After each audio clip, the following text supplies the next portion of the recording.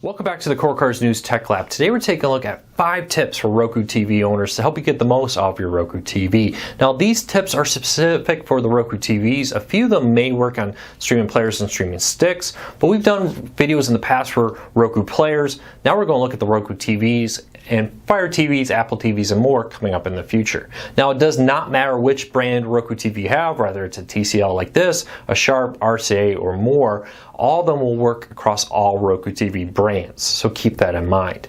Also, hey, if you're new here, hit that subscribe button, hit that thumbs up. It really does help us a lot. Hopefully we'll help you find a way to watch your content and break free from the high cost of cable TV. And you can help us reach more people by hitting that subscribe and hitting that thumbs up. All right, let's dive into these tips and take a look at what you can do with your Roku TV. Now, number one will work on everything. This is the one that works on all Roku TVs or Roku players. It's called the Feature Free. It can now be found on the left-hand side of your menu on the home screen. So you got Home and then Featured Free. In here, Roku has taken all the free content from all the different Roku channels out there and put it in one spot. So even if you don't have the channel installed, it will still show it. So right back, you see the Roku channel, Sony Crackle, Pluto TVs here, HGTV, the Food Network's got their stuff in here, the CW, and more. So there's a lot of Roku channels that have some content locked behind a wall and some of it free with ads. And this section takes all that free with ad content and puts it in one spot so you can easily find it and discover it. Now you see Tubi, Crackle, TLC Go, and more. All these, if you click on it, will instantly launch the channel and start playing it. If you don't have that channel installed, it will first quickly install it. Let's say Discovery Go right here if you want to learn about The Last Alaskans.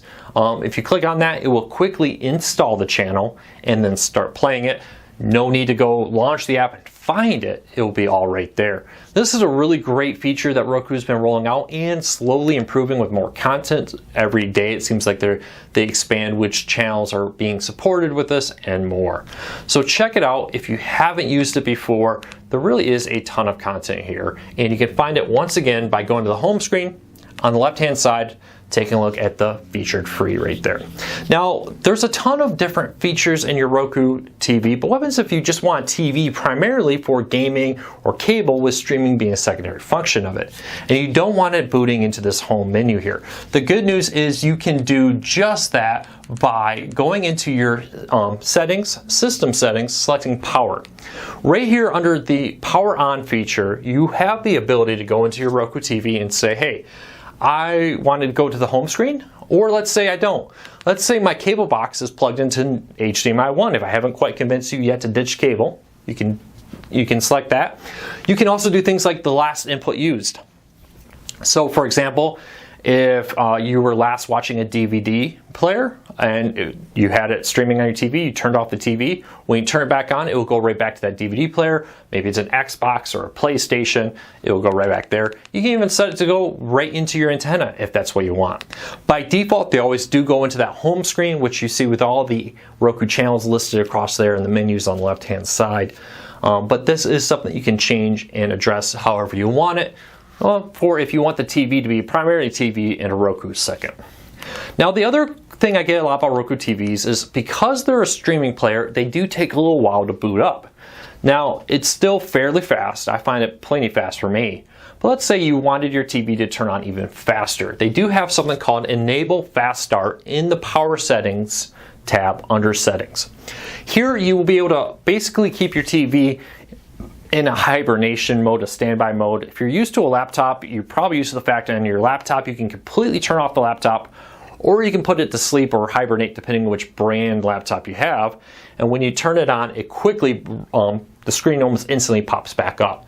And that's what Enable Fast Start does. The downside here is it will use a little more power. How much more power? I don't know. They say it will use more power than the default settings.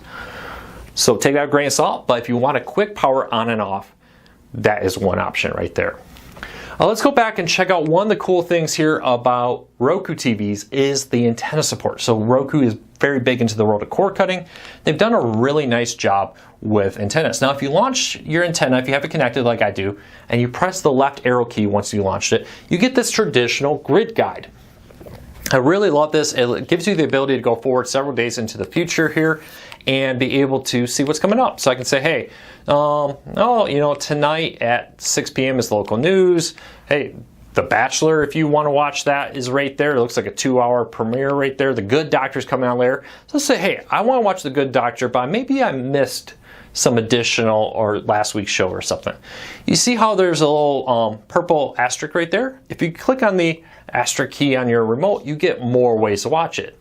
So I can see more episodes. I can see more like this, full description about the show. But let's say, hey, let's go over here, season 2, episode 1. So let's say I missed all of last season, or all of season 2, I should say. I can click on this for that, and it will launch me into more ways to watch it. Well, I'm a Hulu subscriber, so it says included with my subscription.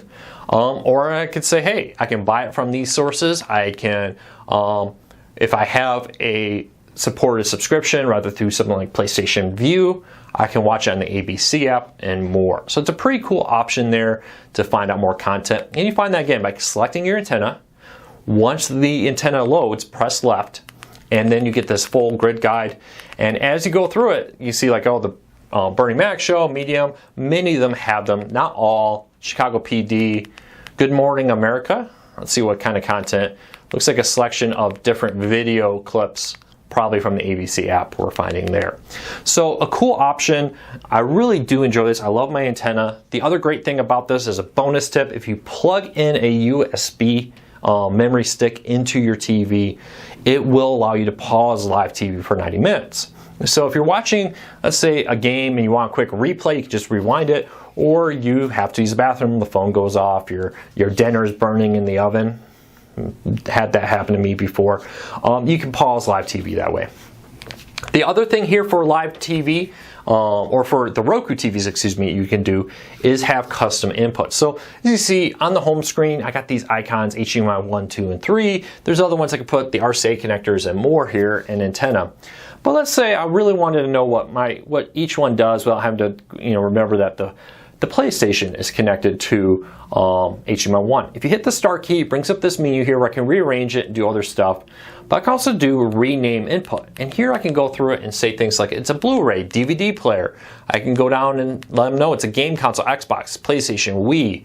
I can diagnose it as a Roku or a streaming box, cameras, all kinds of different options here.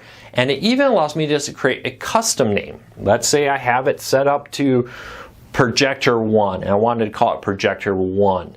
For 15 character max, wherever you can fit in that, you can name that input, that device there. So it's a really nice ability to easily remember. At home I have it set up for like the DVR, the VCR, the PlayStation, and more. Also, when people come over, they can easily find what they want on it. So if you have any tips or suggestions for great Roku TV for this time, features and tricks and tips, I guess we'll call them, leave us a comment. I'd love to hear from you. Maybe in a future video they'll get added. Check back in the future as we do these for the Fire TV and the Apple TV and more, and we'll update our Roku Streaming Stick one again also. So hey, hit that subscribe button, hit that thumbs up. It really does help us. We'll see you back every Wednesday at 8 p.m. Eastern for a cord cutting Q&A. And every Saturday we do our weekly cord cutting recap show where I give you my opinions on some of the biggest stories in the world of cord cutting from the past week. So thanks for watching. Please subscribe. We'll see you again here real soon.